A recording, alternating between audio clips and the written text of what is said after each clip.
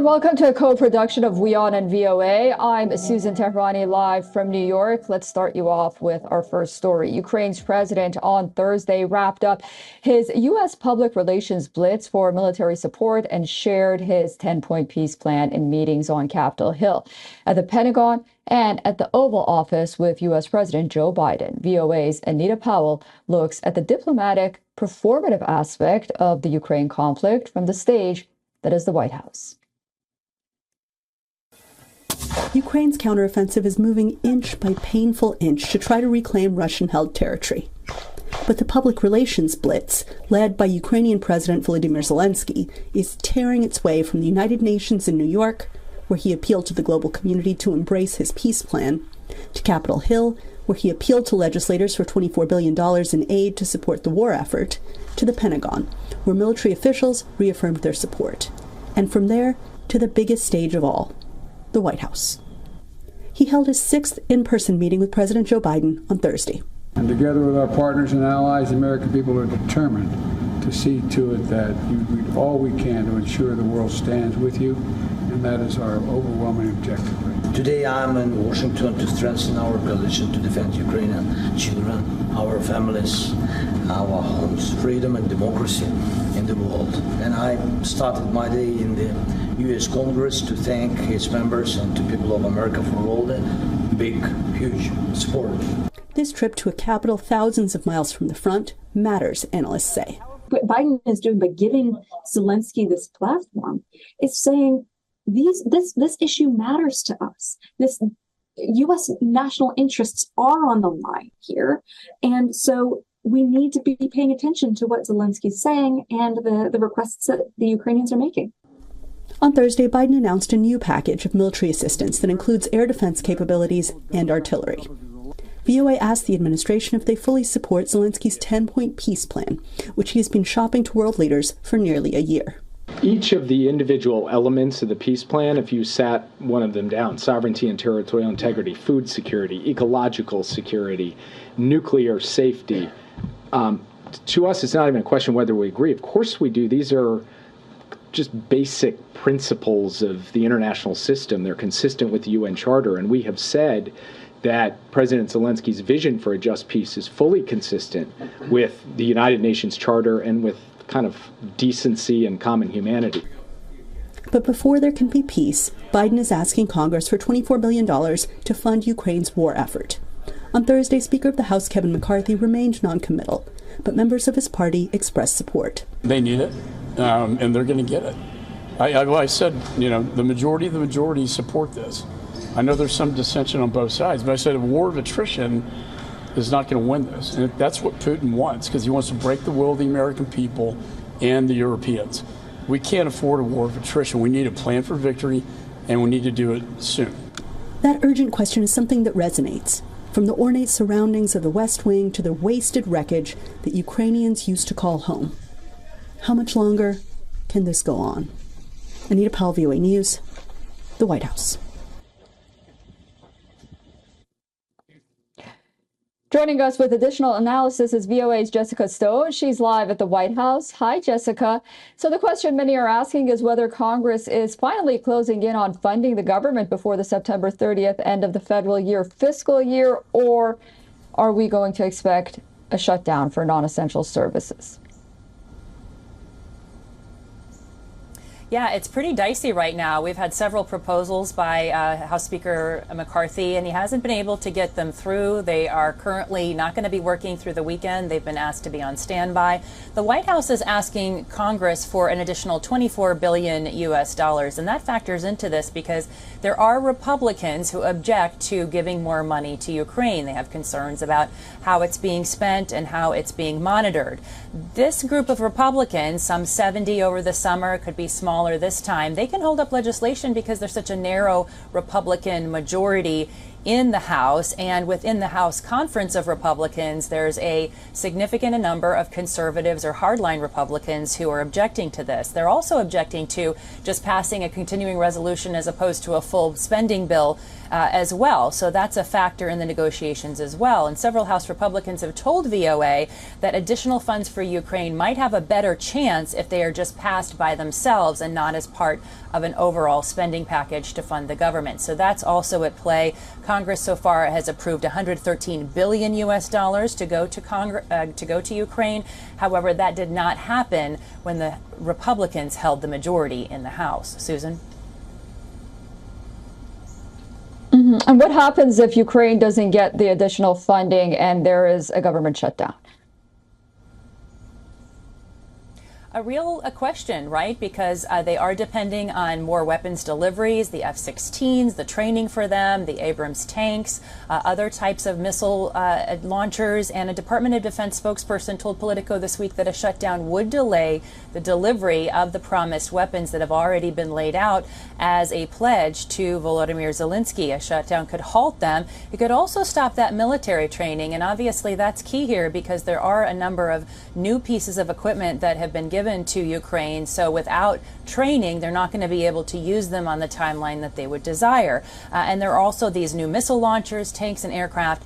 They all have to be learned how to use. So training is a big factor here as well. And that would absolutely end September 30th or October 1st. That's the tradition in 2018 when we saw our last shutdown. And that would be the case this time as well, Susan. All right, great. Jessica, hang on.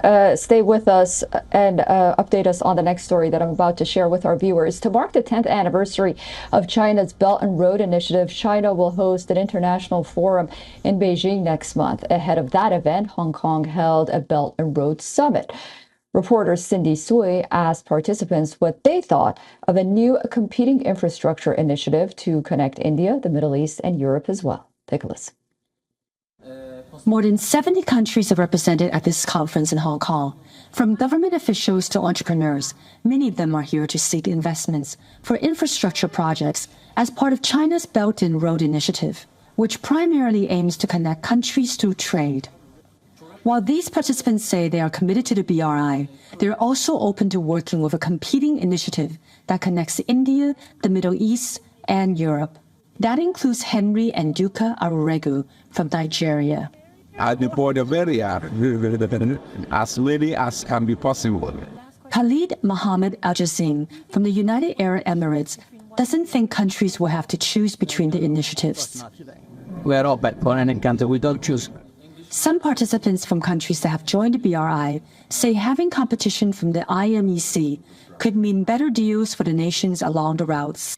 The Riga Port Authority's Arthur Sanderson says the small Baltic country of Latvia, for example, is seeking investments to help it pay for the massive cost of upgrading its facilities to handle bigger and more cargo container ships. But it doesn't want to lose control over such key infrastructure. So far, it hasn't had a BRI project yet, partly because of its strict requirements for investors, including creation of more local jobs. I think it's great. I think that more investment, the better, specifically for us. As looking from the business perspective, of course, the more available funds and also some competition, why not? So far, nearly $1 trillion in investments have been poured into more than 3,000 cooperation projects launched by China with more than 150 countries and over 30 international organizations around the world. Some participants from BRI countries say it would take some time for the IMEC to get off the ground, and it may be playing catch-up. Where does it actually go? It's too early to say something about that. If it materializes, it's gonna take long, even decades. Like the BRI, it's not a matter of days or years, it's a matter of decades. Yeah, the Chinese initiative, the BRI, it's on ground. They have done a lot, and investments have been made. Regions have been connected. Other attendees say it may be a little late for the IMEC to be launching now, and it would not have much impact on China's plan. China's Belt and Road has been going on for 10 years, and there have been a lot of achievements, so the challenge shouldn't be great. Competition may mean China will have to do more to address criticism among some Western nations and environmental groups that some of its projects have left recipient countries with heavy debt and led to damage to the environment. Cindy Sue, VOA News, Hong Kong. All right, VOA's Jessica Stone is still standing by at the White House. Jessica, this week, President Biden met with the leaders of 5 Central Asian nations on the sidelines of the United Nations General Assembly here in New York. And historically, China's ancient Silk Road traveled across their lands, which are collectively a key component of Beijing's Belt and Road Initiative. How does the White House see the region in terms of countering China, and what are the prospects for a stronger relationship between the United States and these Central Asian countries? Well, this meeting is certainly a sign that they want to build closer ties with this part of the world, Susan. This is the first presidential level meeting with these 5 leaders and President Biden, and it is an effort for Washington to peel off the former Soviet republics from their previous and current alliances with both Russia and China. I mean, Russia and China are their neighbors. They're their main sources of export and import. And so it's logical that that's the case. But the United States sees a way to bring them into the fold, particularly with these types of transportation projects that we're seeing in the corridor announcement that happened at the G20. And analysts tell VOA that Russia's invasion of Ukraine has really unsettled a lot of Russia's neighbors, giving them cause to look outside of that alliance for other partners, particularly for business that could be more reliable. Now, during the meeting, Biden pledged counterterrorism support as well as additional American investment in the region. And the U.S. also, of course, needs a lot of the resources, the critical minerals that are present in this region. And I did a little bit of research, found a report from the Caspian Policy Center, which talks about the dozens of rare earth minerals that can be mined and are already being slated for mining by Canada, by Japan. Of course, the United States also wants to get in on that action. These are critical minerals for electric vehicle batteries, for wind turbines, for various components that we have in electronics. So it's a really critical thing for the United States to have a better relationship with these nations to get some of that access as well. And plans are underway currently for the U.S. to begin a critical mineral dialogue with Kazakhstan, Kyrgyzstan, Azerbaijan, and some of these other countries. Biden even hinted during that meeting, by the way, that he might visit the region in person. So that's something to watch for as well. Very interesting. And the India, Middle East, Europe economic corridor is also an outgrowth of planning of the so-called I2U2 partnership, which we've been talking about, we've been covering. This is made up of India, Israel, the U.S., and the UAE. They also met, the group also met on the sidelines of the UNGA. What did we learn from that meeting? So fascinating, because while I was in New Delhi with our friends at the WION headquarters, we learned from one of the experts there, one of the former ambassadors to the UAE, that this was an idea, this corridor idea for transportation, data, energy, water, and commerce was actually brought up in the context of the I2U2, which is only about a year old.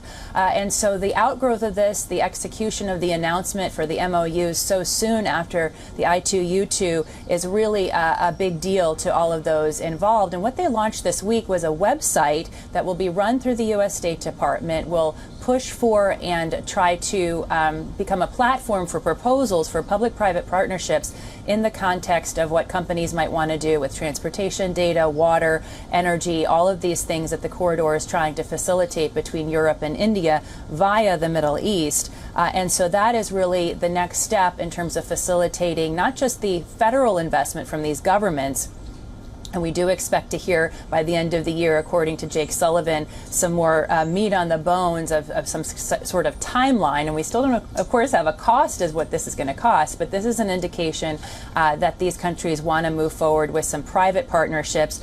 And of course, as we've been talking about with the corridor, the unspoken objective here is to give countries a choice between China's Belt and Road and other means of transportation and infrastructure financing. So we're definitely closely following it. It's a huge issue, as I know you know, for India and for the United States and for Europe and for the Middle East. So a real opportunity to look forward to more deals and more building projects in that region. Yeah, definitely. Great. Jessica Stone, thank you so much for joining us on WION, and have a great weekend. Always a pleasure. You too.